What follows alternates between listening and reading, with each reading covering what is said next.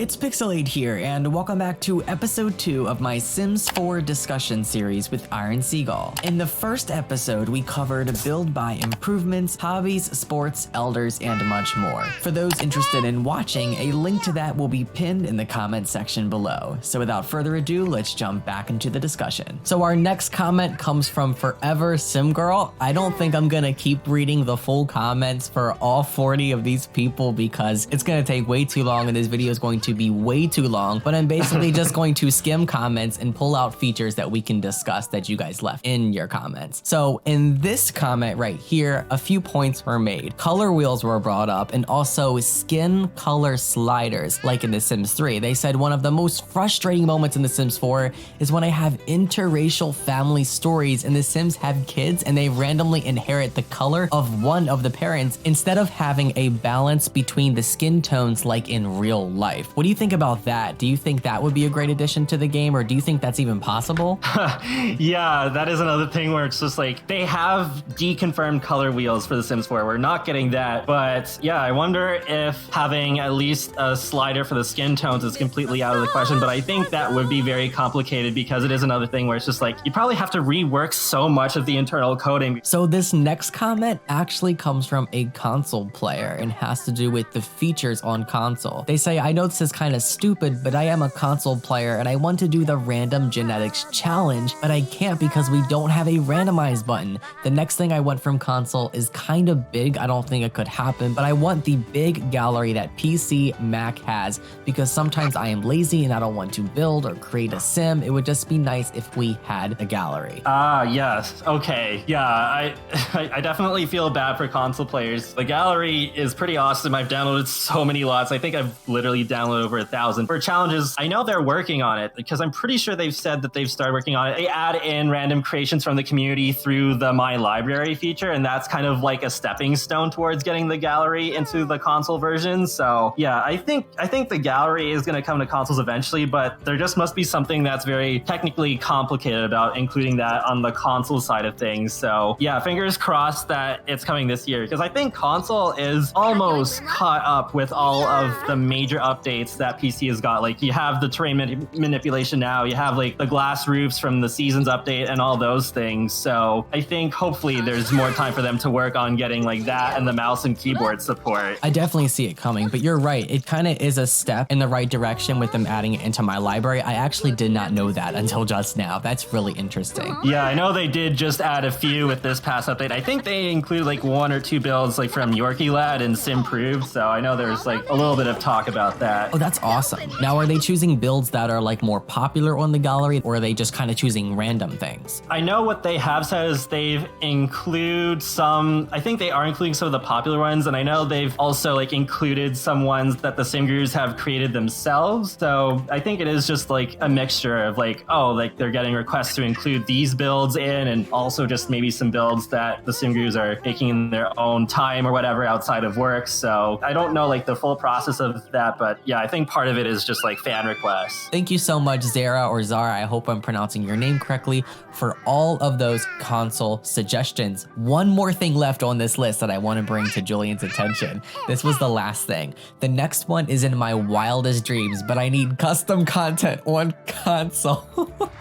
Oh boy. Yeah, I do get comments about this every now and again. And here's the thing, like, I can only think of one game that has custom content on consoles, and that is Skyrim. So it's just like a super rare thing for mods and custom content to make it over to consoles. And I can see why, because it's like with downloading custom content, you have like the risk of getting viruses and all that sort of stuff. So to have custom content on console, I think they would need to make like a whole new interface, like Steam Workshop, for example. That'd be a good comparison where they have something like that, and then you have some people at EA kind of just like reviewing these mods and then uploading them to that service so that people can download them on console. So that, I think it would be a very intensive process to get custom content working on console, and I don't know if they're gonna go through that much effort, to be honest. I don't know if I can see that happening. It's so rare to have mods on console that I just don't see it happening. But I mean, it's not impossible. I mean, they could could still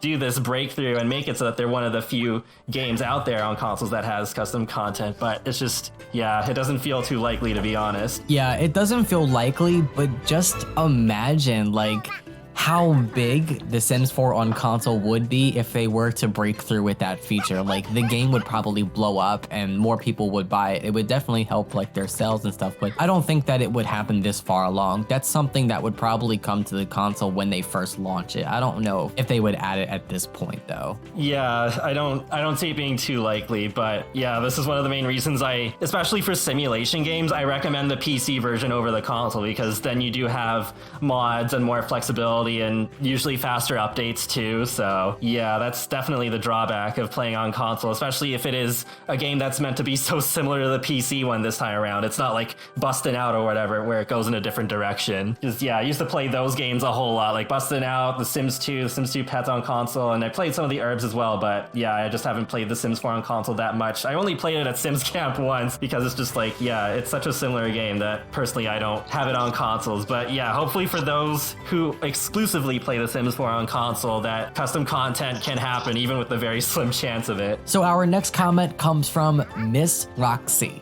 and she brought up several amazing points. She wants to bring back memories from The Sims 3.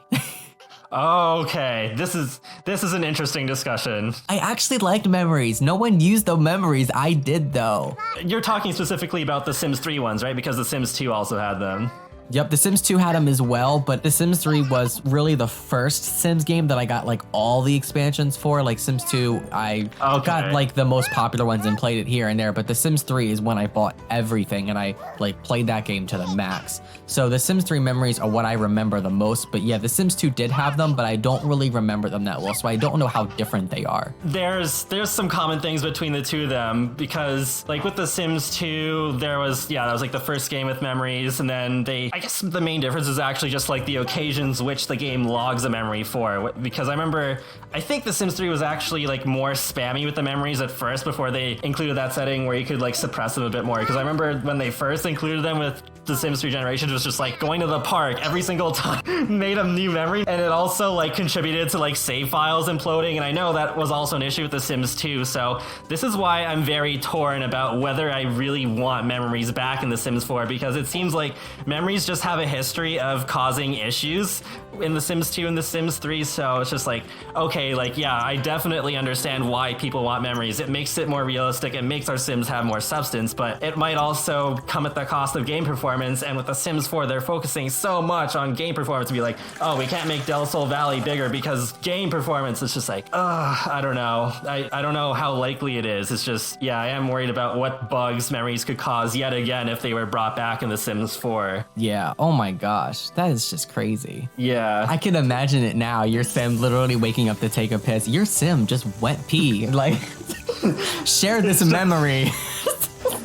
Yeah, it's almost like my memories of like the first Pokemon games that I played. I'm not sure how accurate those memories are anymore because it was so long ago, but I remember it's just like doing like almost the smallest of things where it's like da da da da da da da da da. It's just like, okay, I don't need to hear this over and over again. Or even like some of the dramatic music in The Sims 3, because yeah, even like a couple of weeks ago I was playing in Barnacle Bay and there's just like that music where it's like, just for like completing like a want or something, and then it's just like, okay, this is overly dramatic for such a small task. Alrighty everyone, that is going to conclude episode 2 of my discussion series with Iron Seagull. I wanted to slip the next topic in this video, but I think we talked about it for like 15 to 20 minutes, and that would make this video way too long, and there was absolutely no way I could cut half of that out, so I figured I would just save that as the next video.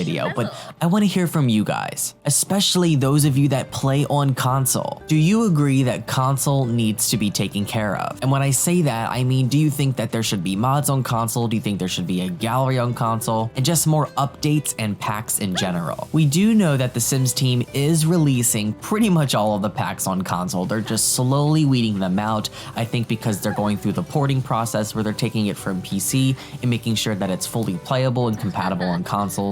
And that's why they're coming out a little more delayed, but I've also noticed that console gets less updates than PC. But I want to hear from you all. Leave all of your comments, responses, questions, and concerns concerns down in the comment section below. Of course, if you want to watch episode 1 or any other future episodes that are released at this time, links to all of those will be pinned in the comment section below. And also don't forget to subscribe to the wonderful Iron Seagull. A link to his channel will be pinned in the comment section below as well. I love all of you so much. Don't forget, if you enjoyed this video, found it entertaining and informative, give it a huge thumbs up and add it to your favorites.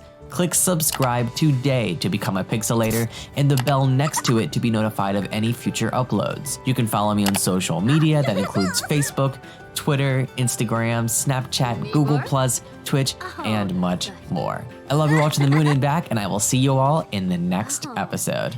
Bye everyone.